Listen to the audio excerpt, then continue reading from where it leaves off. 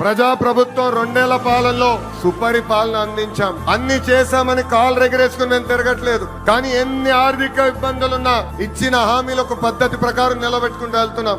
ఎవరు ఊహించిన విధంగా అధికారంలోకి వచ్చిన వెంటనే 4,000 రూపాయలు వృద్ధులకి పెన్షన్ ఇస్తున్నాం. వికలాంగులకి 6,000 రూపాయలు బెడ్కే పరిమితం అవుతే 15,000 రూపాయలు పెన్షన్ ఇస్తున్నా ఏకైక ప్రభుత్వం ఆంధ్ర రాష్ట్రంలో ఉన్న ఎన్డీఏ ప్రభుత్వం. అంతేకాదు మూసేసిన అన్న క్యాంటీన్లు తిరిగి ప్రారంభించాం. డిఎస్సి ద్వారా 16,000 టీచర్ పోస్టులు భర్తీ చేశాం. 6,000 కానిస్టేబుల్ పోస్టులు భర్తీ చేశాం. ఏకంగా మన జాబ్ క్యాలెండర్ విడుదల చేసి సంవత్సరం పూర్తయ్యే లోపల 10,000 ఉద్యోగాలు కూడా భర్తీ చేసే బాధ్యత ఎన్డీఏ ప్రభుత్వం తీసుకుంటుంది. ఏకంగా చేనేత సోదరులకి హ్యాండ్లూమ్ ఉంటే 200 యూనిట్ల కరెంట్ ఉచితంగా ఇస్తున్నాం. పవర్ లూమ్ ఉంటే 500 యూనిట్ల కరెంట్ ఉచితంగా ఇస్తున్నాం. ఆటో డ్రైవర్ల సేవలో ఆదుకున్నాం. మత్స్యకారుల సేవలో మత్స్యకారులను ఆదుకున్నాం. స్త్రీ శక్తి పేరుతో మహిళలకి ఉచితంగా ప్రయాణించే హక్కు కూడా ప్రజా ప్రభుత్వం కల్పించింది. దీపం పథకం ద్వారా ఉచితంగా గ్యాస్ సిలిండర్లు కూడా మా తెలుగింటి ఆడబడుచులకి పంపిస్తాం కూడా జరుగుతుంది. ప్రజా ప్రభుత్వం నినాదం ఒకటే, ఒకే రాష్ట్రం ఒకే రాజధాని,